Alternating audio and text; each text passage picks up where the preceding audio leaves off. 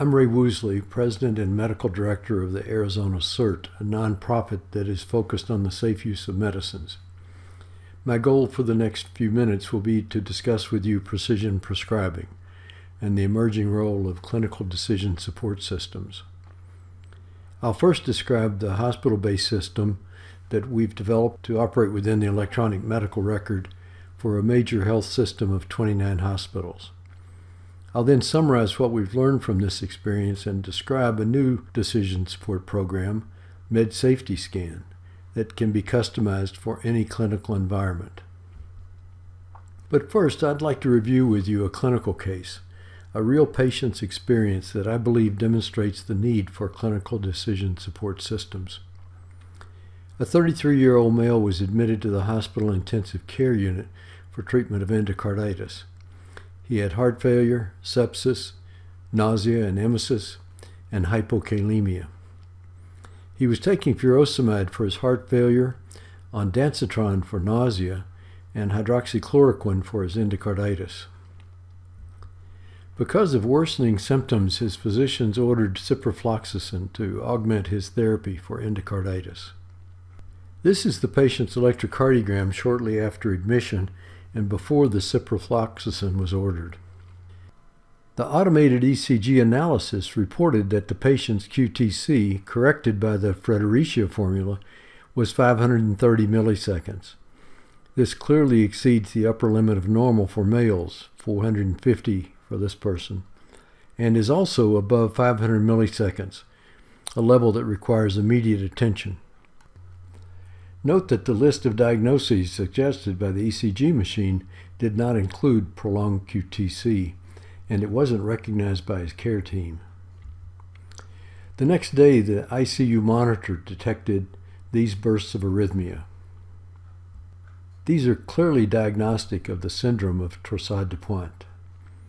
First, due to the presence of marked QT prolongation, but also its characteristic appearance. As it is named, twisting of the points.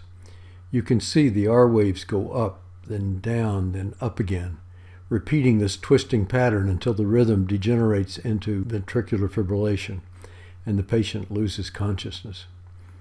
Thankfully, the patient was resuscitated. The offending drugs were discontinued, in this case both ondansetron and ciprofloxacin, which are known to cause torsade. Over the next few days, the patient's QTc returned to normal and he was eventually discharged. However, the question arises, could this event have been prevented? We believe it could. As I mentioned earlier, we've developed a decision support system to improve the safe prescribing of drugs that are known to prolong QT, a list that now totals more than 170 drugs.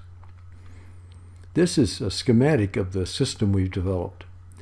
Operating in the background, the computer system that manages the hospital EMR has been programmed so that whenever a medicine is ordered that has a known risk of torsade, the system initiates a risk assessment for that patient.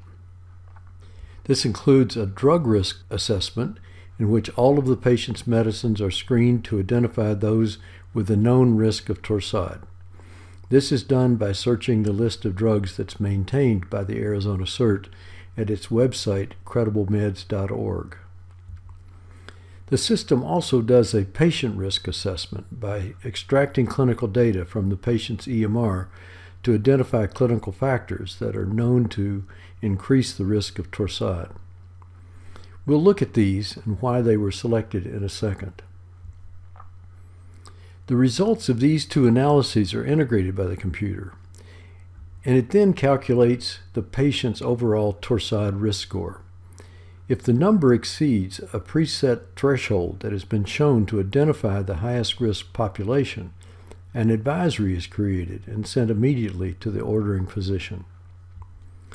The wording and content of the torsade advisory are determined by a decision tree that we'll show later, and which includes patient-specific recommendations for the ordering physicians to consider. First, let's look at how the QT risk score is compiled. This is a list of the risk factors and the number of points given for each. We're using what is commonly referred to as the Tisdale score, named for its developer, Dr. Jim Tisdale at Purdue University. The maximum score possible is 21, and he determined that a score greater than or equal to 11 is a reliable predictor that identified 75% of the CCU patients who had a QTc greater than 500 milliseconds. This slide shows the distribution of the Tisdale score in over 200,000 inpatients prescribed at least one drug known to cause torsade. You can see that the distribution is skewed to the right because some patients have very high scores. About 4% of these patients had a score greater than 12. We chose 12 as the threshold to trigger the Torsades advisory in these hospitals because it defines the upper extreme of risk scores in a general hospital population, and it's quite similar to the threshold of 11 chosen by Tisdale. This is the flow chart for the decision tree that currently generates our Torsades advisories. When a patient is prescribed any one of the medicines on Arizona CERT's list of drugs that have a known risk of torsade, the computer calculates that patient's risk score, and if it's greater than 12, the torsade warning appears and explains that this patient is at very high risk of torsade, and it offers to order an EKG so that the physician can check the QT interval. Version 2 of the program is now being programmed to include additional options for optimal management. If the patient is hypokalemia, the message will also suggest potassium replacement. Similarly, if the EMR shows that the patient has low serum calcium or magnesium, it will suggest replacement therapy. There will also be an option to replace one or more of the QT prolonging drugs. We're currently in the process of analyzing our experience with the Torsades advisory, and data summarizing the first 6 months are shown here. In 29 ICUs with approximately 500 beds, 526 advisories were sent. In the first hour after each advisory was issued, a drug on the known risk of torsade list was discontinued in approximately 32% of cases.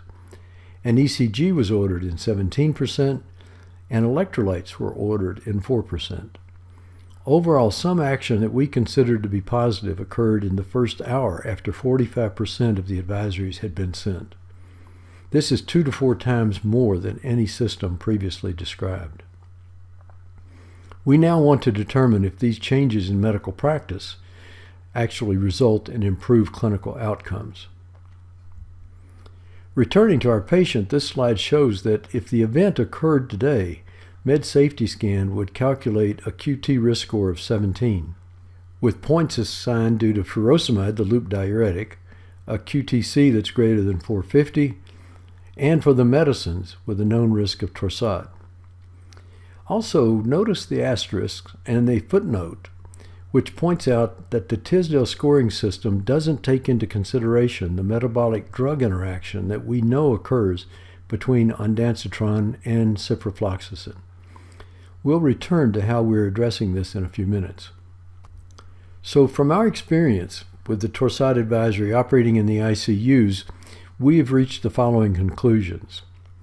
Decision support systems can identify patients at high risk of torsade and issue patient-specific advisories. The Torsades advisory can modify practice and may be able to improve health outcomes, making this now a testable hypothesis. The current Torsades advisory should also be expanded to account for major drug-drug interactions and be flexible and customized for other clinical settings. I'd like now to introduce you to our new program that incorporates these and other new features, MedSafety Scan. MedSafety Scan can operate on multiple platforms. This slide shows the mobile version designed for tablets, but it can also function on a desktop or be embedded in any EMR that accesses the MedSafety Scan API.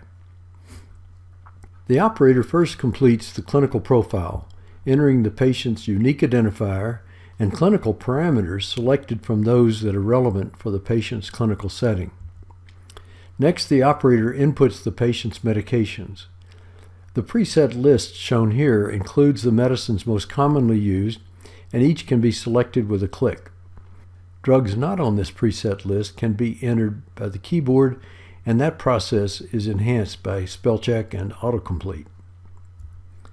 When the operator clicks Analyze, drugs that are on the Credible Meds Torsade risk categories are identified, and drugs that have interactions are flagged with red check marks.